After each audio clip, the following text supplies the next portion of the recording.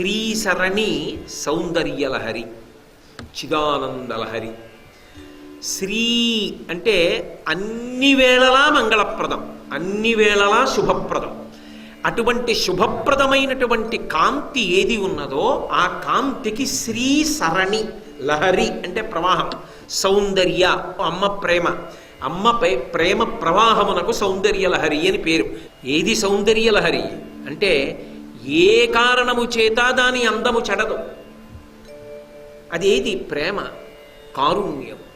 అమ్మ ప్రేమ, అమ్మ కారుణ్యమే సౌందర్యలహరి.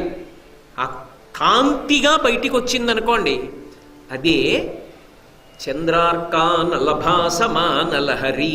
అది ఏం చేస్తుంది? ఆ కాంతి అంటే కడుగుతుంది.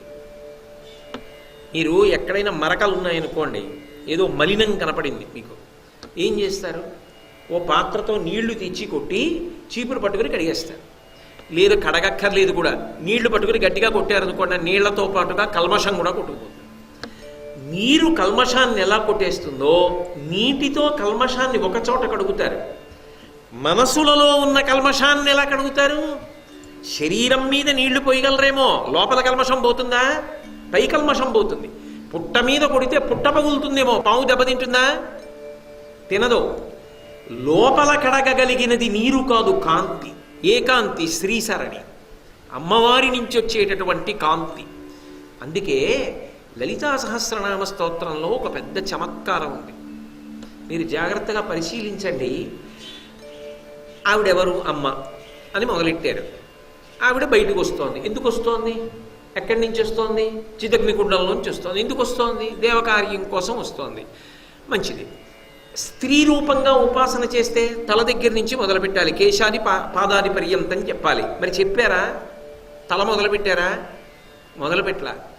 ముందు ఎర్రటి కాంతి చెప్పారు. శ్రీమాత, శ్రీ మహారాజ్ఞి, శ్రీమత్సింహాసనేశ్వరి, చిదగ్నికుండ సంభూత, దేవకార్య సముద్యత. దేవకార్యమును తీర్చడం కోసం ఆమె ఉద్భవిస్తోంది చిదగ్నికుండంలోంచి, అది చెప్పారు. ఇప్పుడు ఏం చెప్పాలి? తల చెప్పాలి. కానీ ఏం చెప్పారు? ఉజ్జద్భాను సహస్రాభ. సహస్ర అంటే 1000 అని కాదు దాని అర్థం. ఏదో సహస్రం అంటే 1000 అంటాం, కానీ అనంతమైనటువంటి బాలసూర్య బింబములు ఒక్కసారి వస్తే ఎటువంటి ఎర్రటి కాంతి వచ్చేస్తుందో, అసలు మీరు ఊహించలేనంత ఎరుపు కాంతి. అందులో ఏమవుతుందంటే ఏది వెళ్ళిందో అది ఎరుపైపోతుంది.